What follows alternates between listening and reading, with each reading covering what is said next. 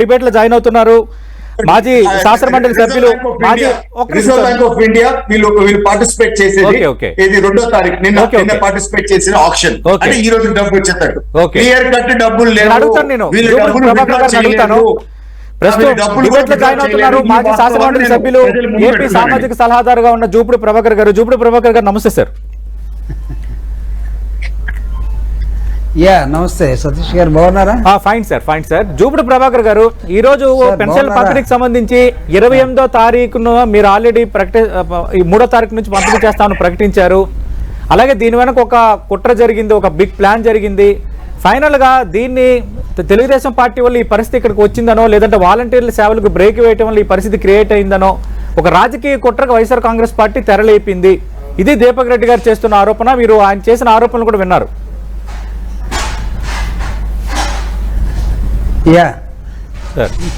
ముందు దీపక్ రెడ్డి గారైనా ఇంకెవరిని ఉన్నారా మాతో డిబేట్? లేదు, దీపక్ రెడ్డి గారు ఉన్నారండి. మీ ఇద్దరే కదా ప్రధాన పక్షాలు ఏపీలో. మీకు దీపక్ రెడ్డి గారికి తర్వాత 10 టీవీ ప్రేక్షకులందరూ కూడా గుడ్ ఈవినింగ్ అండి. Good evening. So YSR Congress party గత 5 సంవత్సరాలుగా చేస్తున్నటువంటి ఈ వెల్ఫేర్ యాక్టివిటీస్ మీద, అంటే ఇది ఈయన 28వ తేదీ నుంచి 1వ తేదీ దాకా 3 రోజులు లెక్క చెప్తున్నాడు కదా. నేను మీకు 5 సంవత్సరాల నుంచి ఒక లెక్క చెప్పడం కోసం ఒక్క నిమిషంలోనే చెప్పేస్తాను సతీష్ గారు. వీళ్ళు 5 సంవత్సరాల నుంచి దాదాపు వాలంటీర్స్ మీద తెలుగుదేశం పార్టీ కానీ జనసేన కానీ ఏ విధంగా వాళ్ళ క్రూరత్వాన్ని, రాక్షస మనస్తత్వాన్ని చూపిస్తున్నారో నేను కొత్తగా చెప్పాల్సిన అవసరం లేదు. ఐ థింక్ మీరు నా పాయింట్ క్యాచ్ చేసి ఉంటారు. ఈ రాష్ట్రంలో వరదలు వచ్చినప్పుడు, కరోనా వచ్చినప్పుడు వాలంటీర్స్ చేసినటువంటి సేవలు కానీ, వాలంటీర్స్ అటెండ్ అయినటువంటి విధానం కానీ, వాలంటీర్స్ ఎవ్రీ మంత్ 1వ తేదీ నాడు అవతాతల దగ్గరికి లేకపోతే హ్యాండిక్యాప్డ్ పీపుల్ దగ్గరికి వెళ్ళి, ప్రజలకు వెళ్ళి వాళ్ళకి చేస్తున్నటువంటి సహాయాలు కానీ ప్రతి నిమిషం వీళ్ళు చర్చకి పెట్టి ఈ వాలంటీర్ వ్యవస్థ పోవాలి, వాలంటీర్ వ్యవస్థ ఎన్నికల సమయానికి ఉండదు అని ఒక కర్తవ్యంగా దాన్ని తీసుకొని ముందుకెళ్ళినటువంటి నేపథ్యం 5 సంవత్సరాల నుంచి చరిత్ర కనబడుతూ ఉన్నది. మేము ఈరోజు ఎన్నికల సమయంలో మేము సిద్ధం అనే ఎన్నికల యాత్రకు బయలుదేరిన తర్వాత వీళ్ళు కూటమి అటుబడి ఇటుబడి ఢిల్లీ వెళ్ళి, ఢిల్లీ నుంచి వెయిట్ చేసి ముగ్గురు కలిపి ఒకటై మమ్మల్ని ఓడించడమే ఏకైక మార్గంగా ఎంచుకున్నటువంటి ఈ 3 పార్టీల కూటమి నాకు తెలిసి నాయకులు సెట్ అయ్యారు కానీ ప్రజలు సెట్ కాలేదు. ప్రజలు ఎవరు కూడా అనుకూలంగా లేరు. అయితే వీళ్ళు కుట్ర పడినటువంటి ఇప్పుడు సతీష్ రెడ్డి గారు సత్యహరిశ్చంద్ర లాగా దీపక్ రెడ్డి గారు ఒక మాట చెప్పారు. నేను చెప్తున్నానండి, మీ ex election commissioner and the other retired IAS people Hyderabad లో తెలుగుదేశం పార్టీ తీసి ఇచ్చినటువంటి ఒక ఆఫీసులో కూర్చొని ఎవ్రీడే ఎలక్షన్ కమిషన్ కి, ఎవ్రీడే సెంట్రల్ గవర్నమెంట్ కి మీరు ఆంధ్రప్రదేశ్ ప్రభుత్వం మీద, వాలంటరీ వ్యవస్థ మీద మీరు తప్పుడు రాతలు రాసి ఎలక్షన్ టైంలో వాలంటీర్స్ ని ఎలక్షన్ దూరంగా ఉంచండి అని చేసినటువంటి రాసినట్టు లెటర్లన్నీ నన్ను చూపించమంటారా? చెప్పండి, మీ రమేష్ గారు ఎక్కడున్నారు ఇప్పుడు? ఎక్కడ X election commissioner? Where is he now? మేమేదో ఎలక్షన్ లో మా దగ్గర డబ్బులు లేక, లేకపోతే మేము డ్రా చేయక, లేకపోతే మేము బ్యాంక్ వెళ్ళక, లేకపోతే మా దగ్గర అప్పు చేసే విధానం లేక అని మాట్లాడుతున్నారు. 5 సంవత్సరాల నుంచి మేము పేద ప్రజలకి 2,70,000 కోట్ల రూపాయలని ప్రజలకి without any middle man, without any corruption, without any this thing straight away ప్రజలకు వెళుతూ ఉంటే ఆ ప్రజలు ఈరోజు మాకు నీరాజనాలు పడతా ఉంటే దానిలో దాదాపు కొన్ని లక్షల మంది, 60 లక్షల మంది పైన ఈ ముసలి వాళ్ళు, హ్యాండిక్యాప్డ్ పీపుల్ అంతా కూడా 1వ తేదీ సూర్యుడు పొడవకు ముందే వస్తున్నటువంటి వాలంటరీ కోసం, వాలంటరీ వచ్చేసి ఒక ఐఏఎస్ ఆఫీసర్ కన్నా, ఒక ఎమ్మెల్యే కన్నా, ఒక మంత్రి కన్నా, ఒక ఆర్డీఓ కన్నా, ఒక ఎంఆర్ఓ కన్నా, లేదా ఒక డాక్టర్ కన్నా ముందే మా విషయాలను కనుక్కొని ముందుకు తీసుకెళ్లి మా అవసరాలకు ఉపయోగపడుతూ ఉంటే కన్న బిడ్డలు వదిలేసి బయటికి వెళ్ళిన వాలంటీర్ కన్నబిడ్డ ఉన్నాడు జగన్మోహన్ రెడ్డి గారు లాగా అని వాళ్ళు అనుకుంటూ ఉంటే వాళ్ళ మీద దెబ్బ కొట్టే విధానంలో వాలంటీర్స్ ని మీరు టార్గెట్ చేసి ఈ 1వ తేదీకి వాళ్ళు లేకుండా చేసే విధానాన్ని ఎలక్షన్ కమిషన్ కి ఎవరు కంప్లైంట్ చేశారండి? Forget about the money, whether you are bringing money from outside or not, it is immaterial. మీరు ఇంతకాలం ఆమె చేస్తూనే ఉన్నారు. మేము అప్పులు చేసేవని, అప్పుల వల్ల ఆంధ్రప్రదేశ్ శ్రీలంక అయిపోయింది, వెనిజులా అయిపోయింది, ఇవన్నీ మీరు మాట్లాడుతూనే ఉన్నారు. బట్ జగన్మోహన్ రెడ్డి ఏదో ఒక విధంగా డబ్బులు తీసుకొస్తూనే ఉన్నాడు, పంప్ చేస్తూనే ఉన్నాడు. ఈ కంప్లైంట్స్ మీరు చేయలేదా?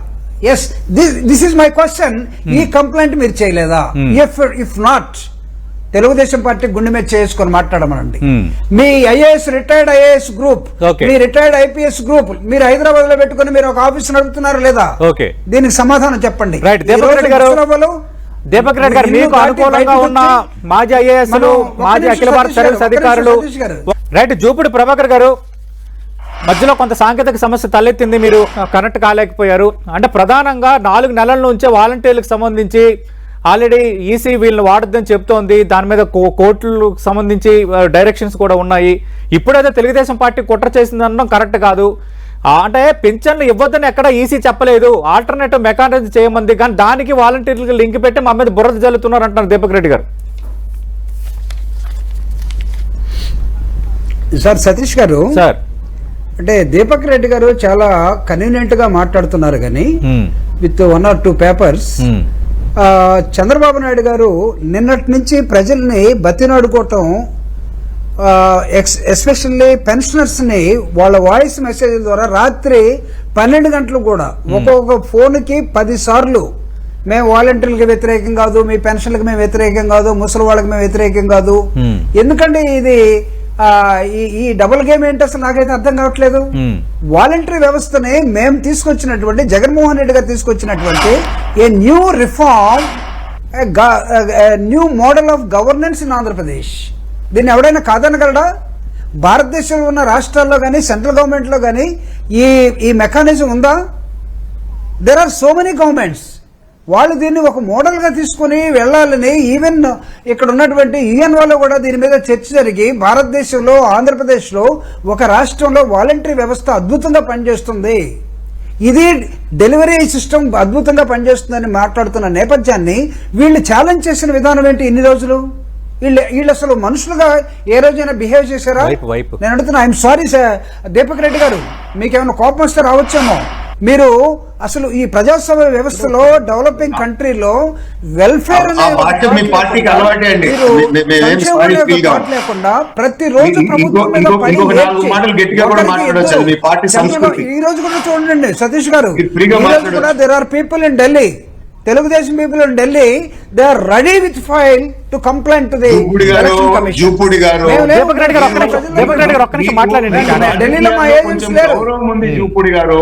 మీ గౌరవాన్ని మీరు దర్శించుకున్నారు. దీపక్ రెడ్డి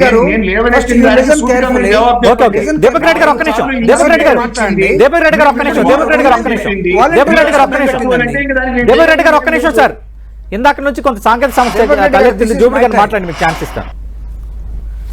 జూపిడి గారు, this is my time please.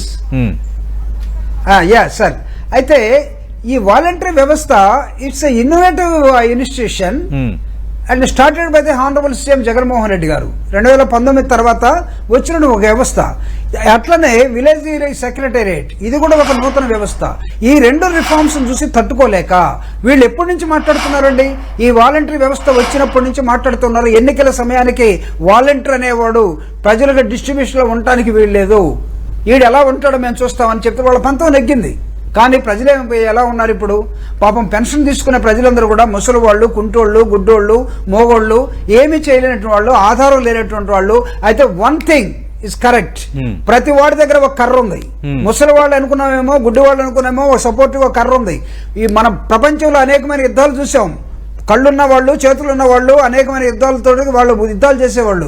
ఈ రోజు కుంటోళ్ళు, ముసలోళ్ళు, గుడ్డోళ్ళు మొత్తం తెలుగుదేశం పార్టీ నాయకుల మీద, కార్యకర్తల మీద, వాళ్ళ ఆలోచన విధానం మీద కర్ర తీసుకుని యుద్ధానికి వస్తూ ఉంటే పారిపోవడానికి సిద్ధపడి వైఎస్ఆర్ కాంగ్రెస్ పార్టీని బజార్లో నిలబెట్టాలని ఒక కుట్రతో చూయించి 2-3 లెటర్లు తీసుకొని చూస్తే ప్రజలు వింటారా అండి?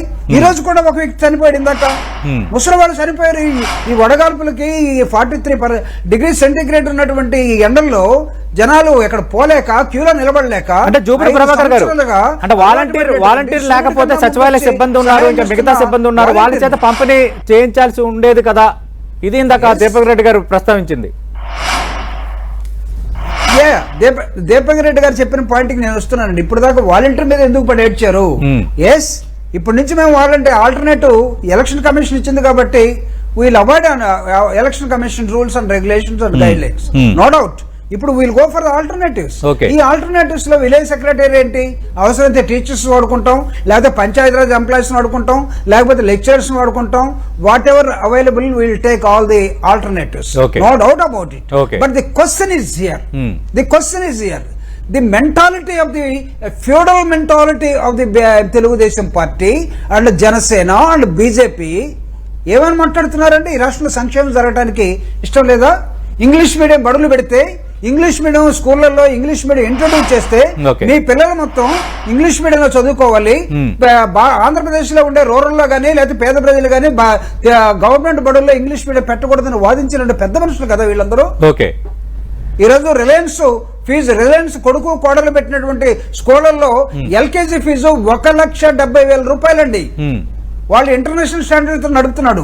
వాళ్ళని ఎదుర్కోవాలంటే జగన్మోహన్ రెడ్డి గారు మోడల్ స్కూల్స్ నడపాల్సిన అవసరం లేదా? తెలుగు మీడియం ఉంటే సరిపోతుందా? అంటే కొంతమంది పిల్లలు మాత్రమే ఇంగ్లీష్ లో నేర్చుకుని 80% పిల్లలు ఇంగ్లీష్ దూరంగా ఉండి ఈ అసమానతలో ఉండే సమాజాన్ని 76 ఏళ్లుగా మోస్తూ తీసుకొస్తున్నాడు. మీరు ఎవరికి రిప్రజెంటేషన్ చేస్తున్నారు?